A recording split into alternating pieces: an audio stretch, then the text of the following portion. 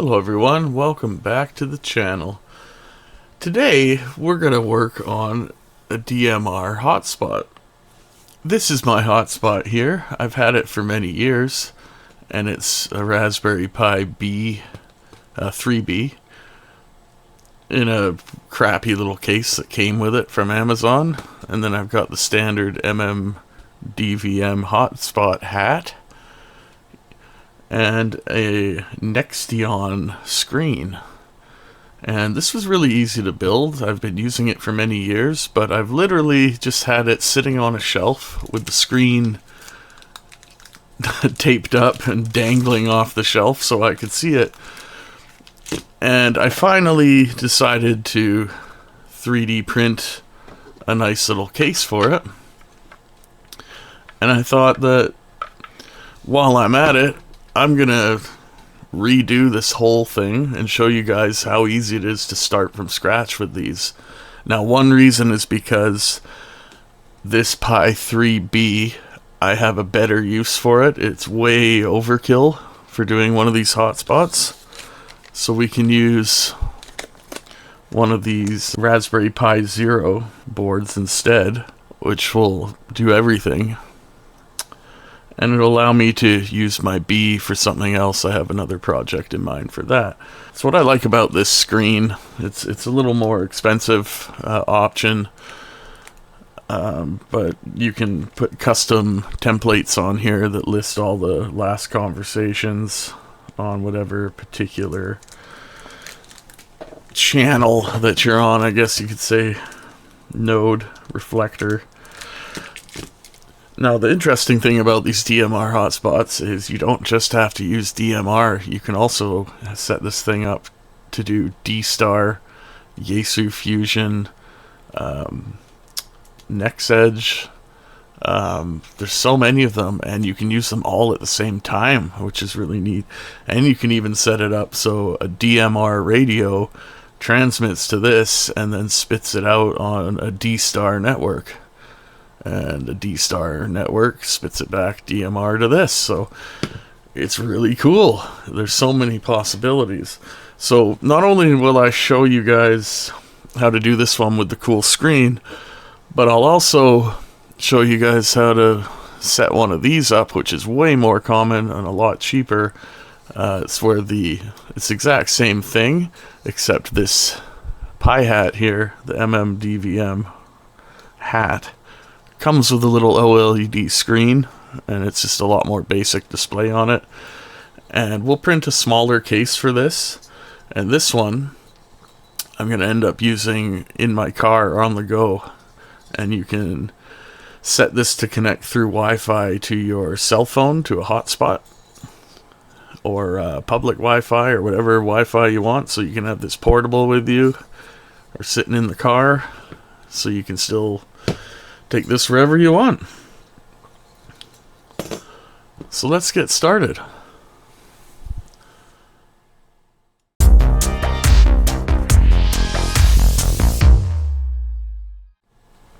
Alright, so what you'll want to do, as you can see here with this one, we need to put these headers on the board. Our fresh one here does not have them. Usually they come with these. This did not come with them, so make sure when you order one that you have some laying around. You can use these, or maybe get a starter kit and they'll come with them, because our hotspot here, these are the two I'm using, they come like this. They've got these female ones pre-soldered to them.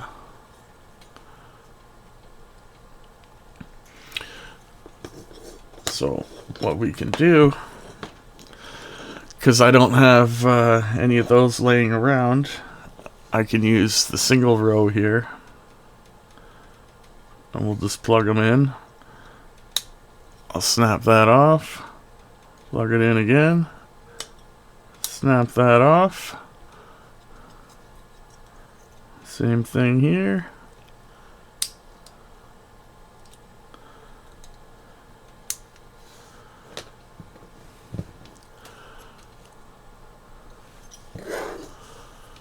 And now put it onto my Pi like that. I'll put a little spacer between just for now.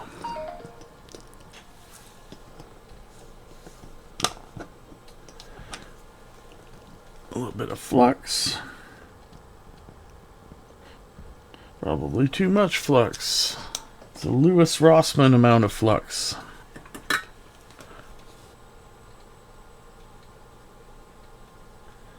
It's a bit finicky, so let's just get one there done. I'll get one over here done.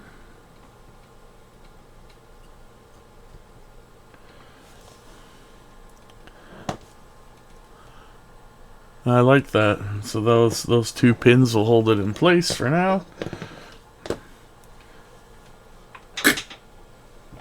Now I can find something like that. It's a little more sturdy. And we'll finish soldering these off. There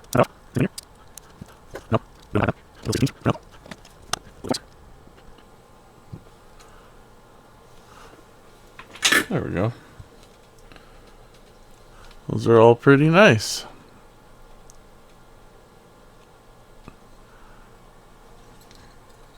Now, if you're doing the next edge screen, you'll need to solder these headers on here.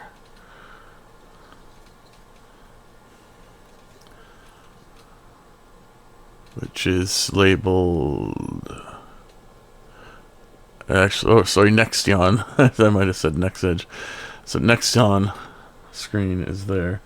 You can also do an OLED screen here using SDA. There are many options.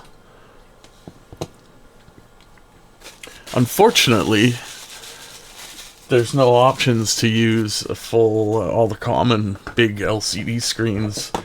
Not yet. Anyways, so this is our new Raspberry Pi. This is our old hat.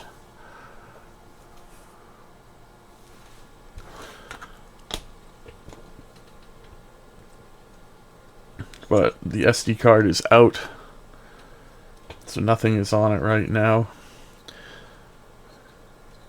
And we're going to start from scratch with this one. I'm also going to show you guys how to set this one up too. And we'll even make a case for it right now as well. So this one I have the software for. We're going to wipe that and start fresh.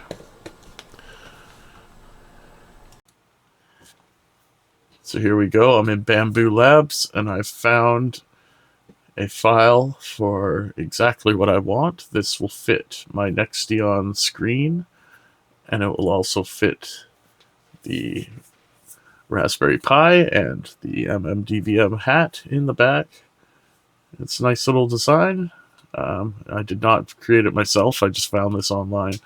So we'll print this one out and get this one going first.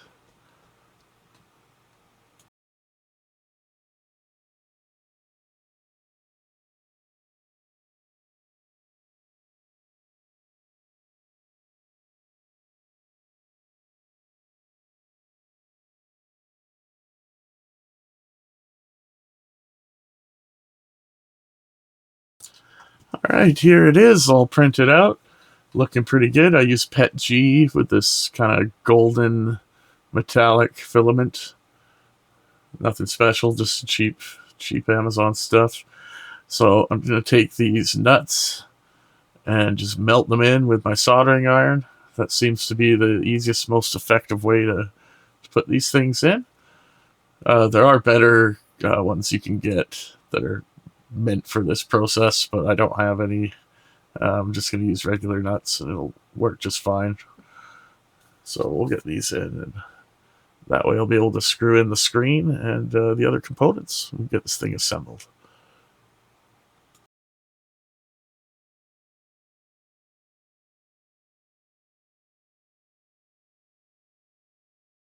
Alright, so now that we've got our screen mounted in here, we want to connect, this connector comes with it. So black is ground, red is 5 volts, and then you got blue TX, yellow RX.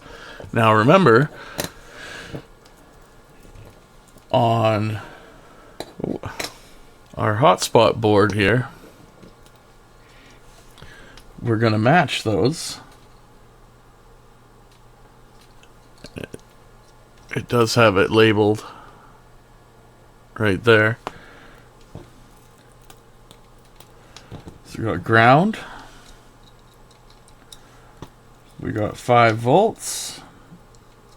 But now what you need to do is reverse, because let's say TX on here is blue. Well, TX on this side is going to be RX receive on this side.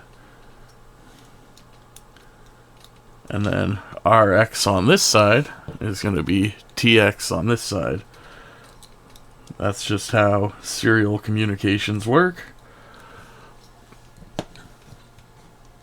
And now we're connected to our display.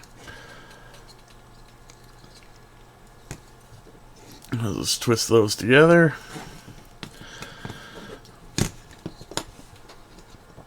Now the next thing I want to do is remove this. I need to make some kind of extension, so maybe I shouldn't have done that yet. Alright, let's remove this connector.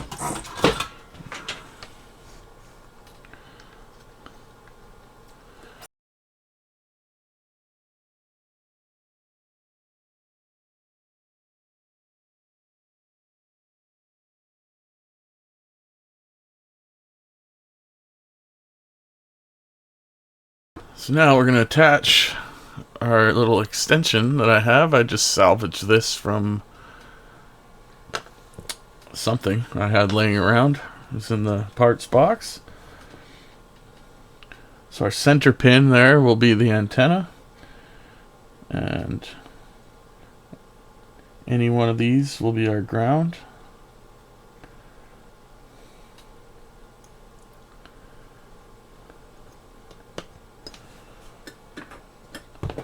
In fact, I'll bend this over here so I hit 2 of them just for fun.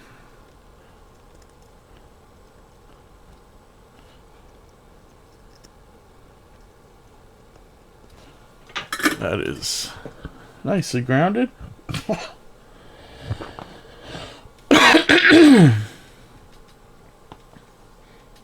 Now for our actual source here.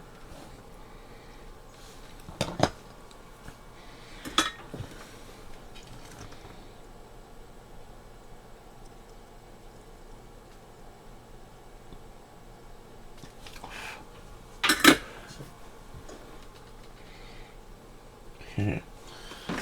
Now these are fraying a little bit, so just trim that excess off.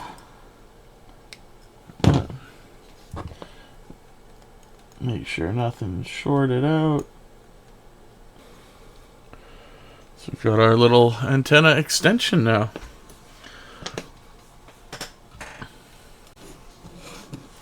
So plug these back in, just like that.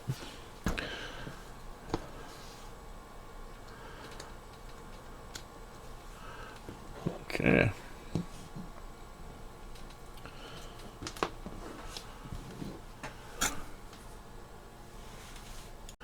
Now, because this 3D print, I don't know where it came from. I found it on Thingiverse, but it's not designed well to sit the structure. It needs to be spaced up. The antenna hole's too big, and it sits too low anyways, so you'll only have a portion of the antenna sticking out. That's why I'm doing this little extension piece. So I'm just going to drill a little hole right here for our new antenna extender.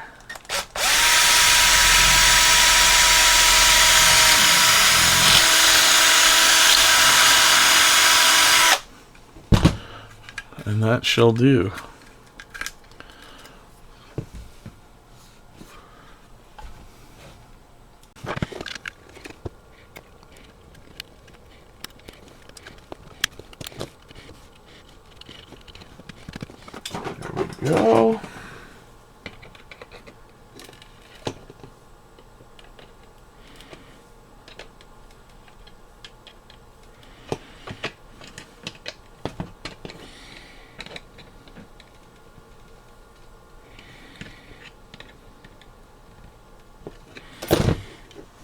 Okay.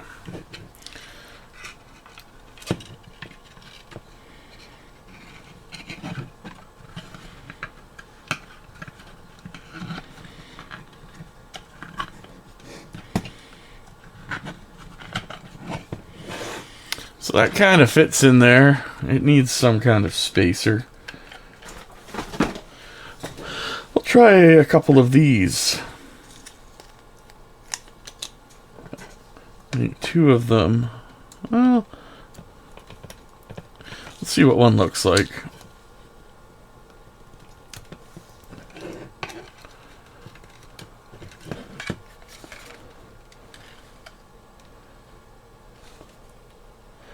We'll do 2.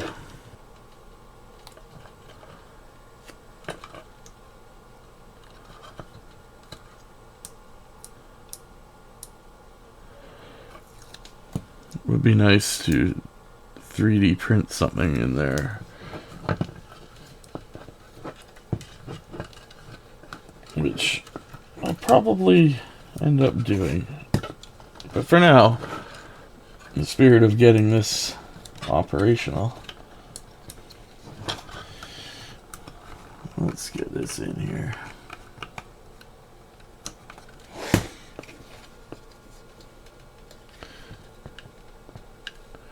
Alright, that's high enough I can access the SD card and I can get power plugged in.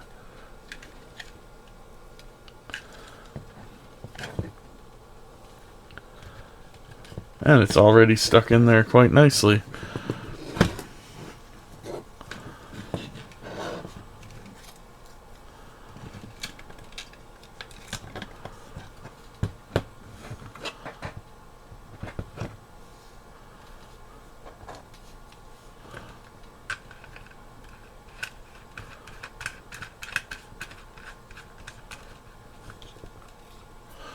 And there it is.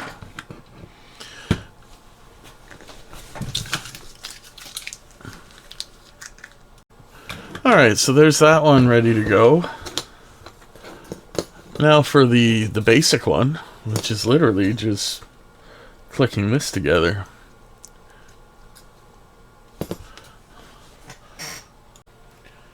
Alright, here is a 3D model of just a simple, easy peasy little thing with some supports here. We got the bottom, the top, and then we got a little extension plate and some things there. We're gonna slice that. We're gonna print it, and we're gonna use that.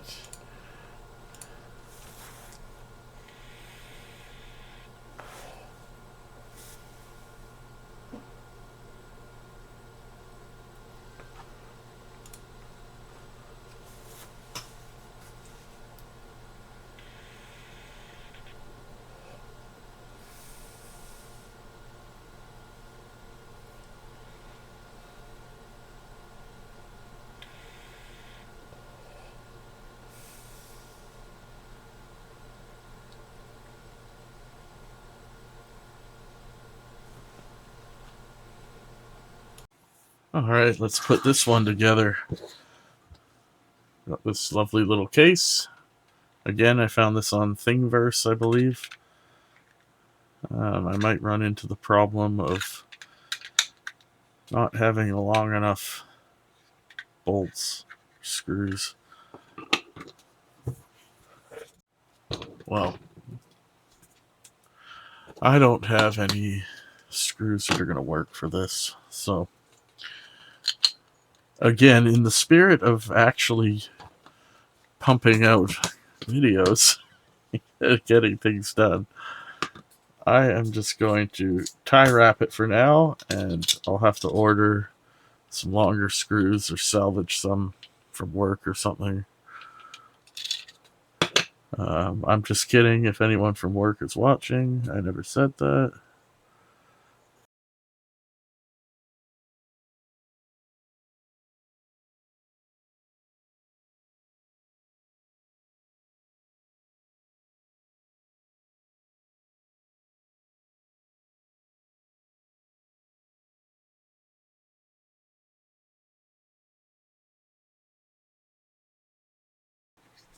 until I can resolve that. It's got some little mounting feet. I'll put some longer screws in. I'm not gonna lie, I do like the contrast of this reflective kind of chrome filament here with the green. I like it. It goes together.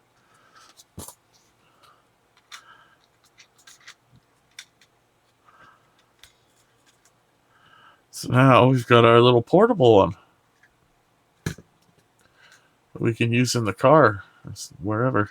Little guy. Then we've got the big guy. So the next step here is programming, which isn't so hard. So what you'll need is SD cards. The smaller the better. You'll probably like a 1 gig is perfect, or even a 512. I'm sure this would work on. All I have is 16s because, believe it or not, it's cheaper to buy. It's cheaper to buy 32s than it is to buy 16s now. They're just disappearing. So I think I got like an 8-pack of these for a good deal, but yeah, getting a little harder to find these days. So first things we're gonna do is get some SD cards, and you'll need an SD card reader writer and get her plugged in. First, you'll want to use this program called SD Card Formatter, which you can download from the sdcard.org, which is an official download. You can get it from that website. I've got it as drive I. I'm going to do a quick format. I'm going to erase all the data, and successfully completed. The next thing you'll want is Balena Etcher at etcher.balena.io. And we're going to download, well, I'm using Windows, so that's what I'm going to use.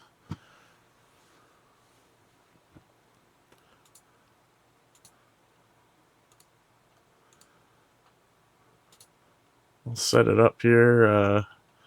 I'm not going to set it up because I already have it installed. Alright, so you're going to get Balena Etcher set up and installed. I've got it open, ready to go. But now your next step is that we need to download Pi-Star. So this is the most popular kind of official version of it here. They download it, they have the downloads for multiple different types of boards. You can, Orange Pi, yada yada yada. We're gonna get the Raspberry Pi, which works for all versions of the Raspberry Pi. So I'm gonna go for this latest one here, which is 18th of April 2025. We're going to download that. You will then want to find the zip file that you downloaded and extract it with WinZip or 7-zip or WinRAR or whatever built-in Windows zip, whatever you want to do. You can right-click the file and extract it to a folder of your choice. And as you can see, mine is here. And I've got an image file, which is what I want. Okay, so next we will want to go to our folder where we have the image file. Okay, and then select target. Target is I. And hit flash.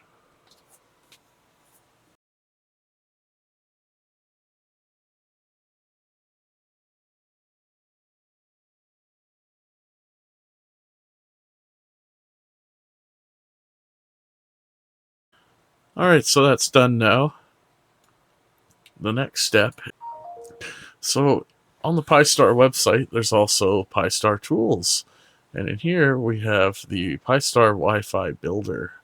And here you can put your country code, your SSID for your Wi-Fi network, and your password. And when you're done, you hit submit. And then it creates a nice little file for you.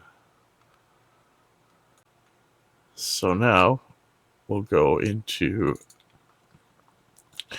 my computer, and you'll see the drive. This is the SD card. It's called boot. Drive letter will be different, but it's called boot.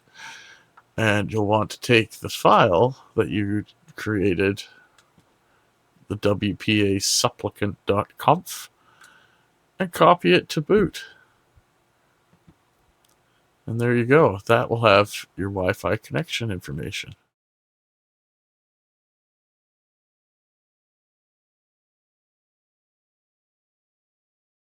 Buy these off of AliExpress, Amazon, wherever, pre-assembled. They're the same thing. So this is the one we'll set up first. We'll pop our SD card in.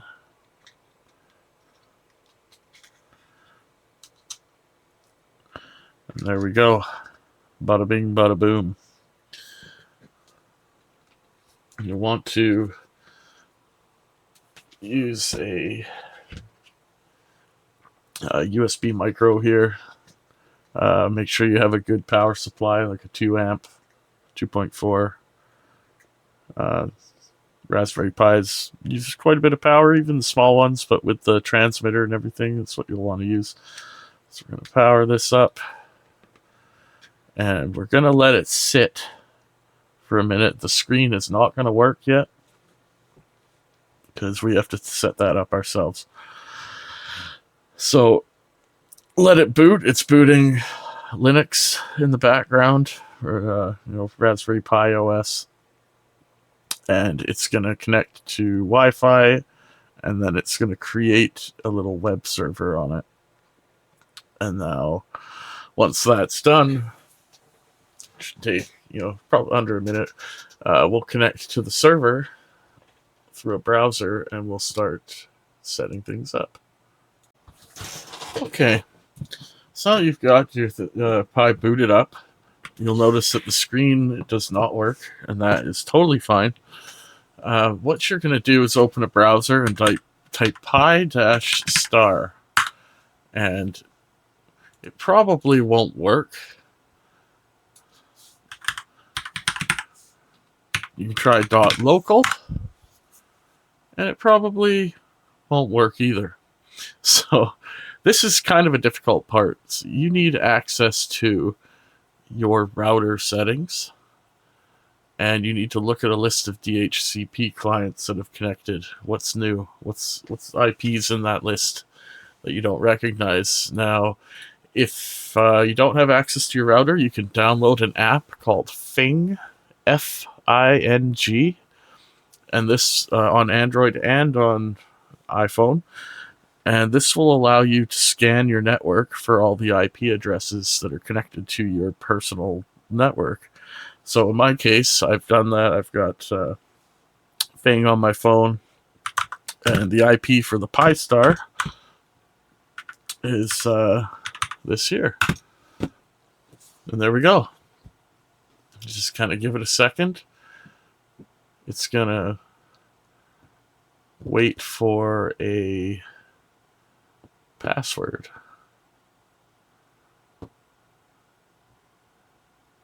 Now, the reason it did not ask me for password is because I've done it before in this browser, so it remembered. So the default username is pi-star, like this here, pi-star, and then the password is raspberry, without a capital. It's all lowercase letters, raspberry. And that'll get you into this page here. Now, don't panic, because some of these settings might look different than what I'm showing you or what you're looking online. You'll have totally different settings, and nobody really explains this in tutorials. the most important thing you need to know is that every time you change something, you have to hit apply. And you notice how apply changes is in a lot of different spots here. So the first thing you do is select this one, which is already selected, MMDVM host. Then we go controller mode, simplex node, hit apply. Now wait, and it's going to take maybe 2 to 3 minutes for this page to refresh and bring you back to either your dashboard or the configuration page. So let's just wait for that. Okay, so it's brought this page to us, and just give it a second. Okay. Now, the next thing we want to do is check DMR mode here. Make sure that's on. Now, in the future, we're just going to do DMR for now. This is the most easiest one. In the future, if you want to set this thing up to do D-Star or Yaesu Fusion or a crossband repeat, Yaesu to DMR, Yaesu to Nextend, whatever. But right now, just do DMR if this is your first time doing it and you want to just make sure things work. Now, with this small setup that we're doing, you're going to select OLED type 3. And then you're going to go to this port and change it to the TTY AMA 0. Now, if we were doing the larger one, we would select the Nextion. But I'm just going to walk you through this one because this is the most common one that you'll probably have. And you hit apply changes, and again, you got to wait a couple minutes. I'm going to speed this up just to show you what's going on. Okay, and here we are back to this, and just wait a second, it'll take us back. Now it's warning us about our modem. That's great. So now what we want to do here is fill this information out.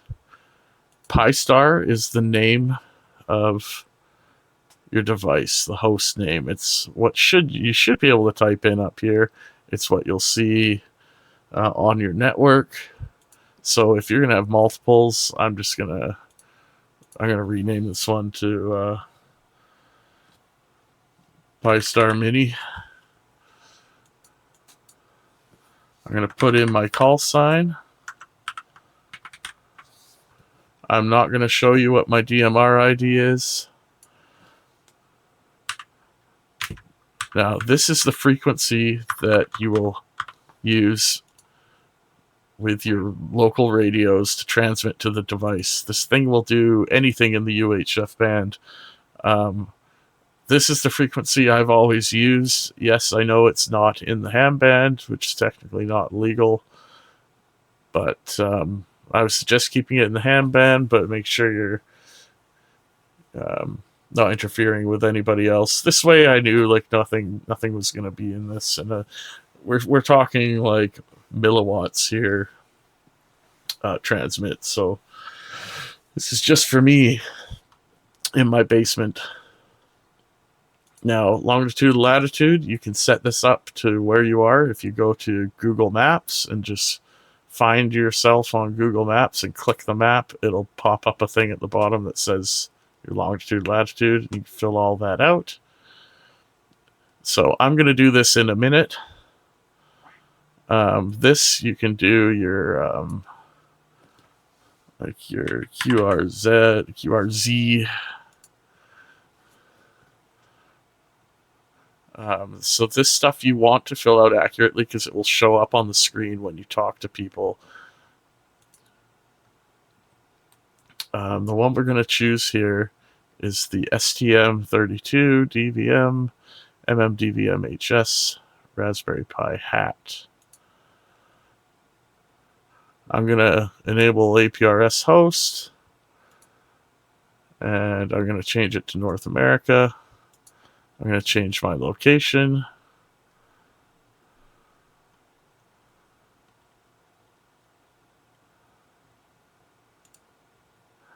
And I'm going to change this to English US. Now, before you hit apply, you have to put your DMR ID in. I've put something on here, like I'm gonna put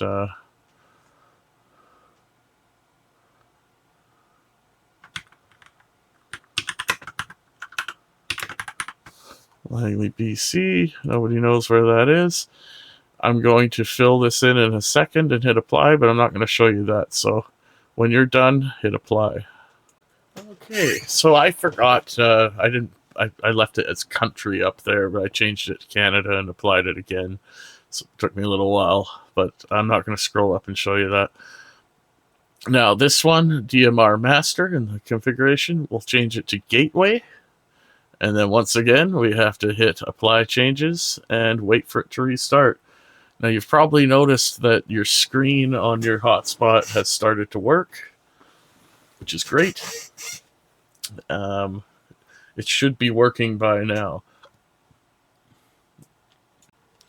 Okay, so now you should have, under gateway, you should have a Brandmeister Master. So in here, you want to find the closest one to whatever country you're in. I'm in Canada, searching, there it is, Canada. Alright, you can leave that blank. Here you'll have your ID. You don't have to put anything here, but this is basically so if you're running multiple hotspots, like I am, this is going to be my second one. The other larger one's going to be my main, but this will be my second one. It just kind of tells people that, hey, it's me, but I'm using one of my other devices. And this allows you to use multiple devices on the same ID. It's still you using it, but you know, a lot of ham radio guys have multiple radios. I don't really need to explain that. Make sure this is turned on. Brandmeister network enable. That's all you really need to do for now. I'm going to enable DMR Plus because I've signed up for Plus. And we're just going to, DMR color code. I'm going to go 1.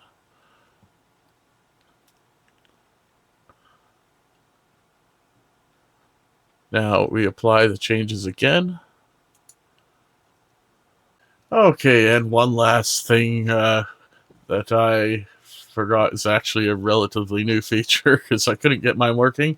You need to go back here where it says hotspot security, and you actually need to put in your Brandmeister password that you use to log in at Brandmeister. That is preventing it to connect to the network. So you do that and hit apply changes, and you should be ready to go. You're in color code 1 on your radio. Time slot 2, I believe, is default for Pi-Star, and you put in your frequency and your talk group, and you'll be good to go. Alright, so now you should be able to choose on your radio. You'll when you set up your radio, I guess that's a whole other video. You should probably look up for your particular radio. But what you want to know is that you set up your transmit and receive frequency for the one that you entered in the settings. I had 434.400. Your time slot will be 2, and your color code will be 1. Noise. Okay, now, so I say 73 in the full condition. I'm on Talk Group 91, which is worldwide. And there's Ivan there. He's transmitting right now. Ivan, HL5 BBD. I'll get you again next time. Italy 01. This is HL5 BBD. 73. Bye-bye, Angelo. I'll get you again. Ciao, ciao. So you can key up and start talking if you want. I just did there. And you can have a chat, have a QSO, and see what you want to do. Now, this one, I don't have the worldwide on here for some reason, but I've got North America, so I can key up. Victor Echo 7, X-Ray Papa Oscar monitoring. As you can see, it's got my call sign. I keyed up on Talk Group 93, slot number 2, and now we're going to be standing by monitoring this frequency. So basically, kind of whatever one that you transmitted on last is the one that it's going to sit on and spit out for you. So we shall see if anybody says anything.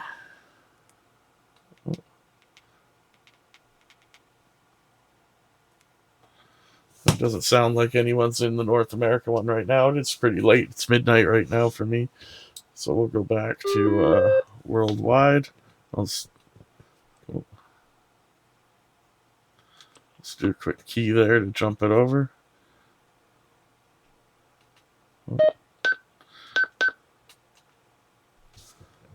There we go. All I gotta do is just a quick click, and now this thing's back to worldwide. So I'll pick up anybody on the worldwide. And yeah, it's a fun little sport.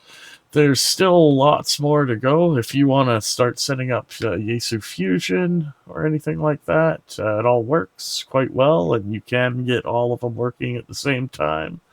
And you can get Yaesu Fusion working on a DMR radio, vice versa. So with that being said, if you like what you see, subscribe, give me a thumbs up. If you want to see more DMR videos like this and get into different steps of these setups, then let me know in the comments. Let me know if you want to see any of these radios get set up. Until then, this video is getting pretty long, so see you next time.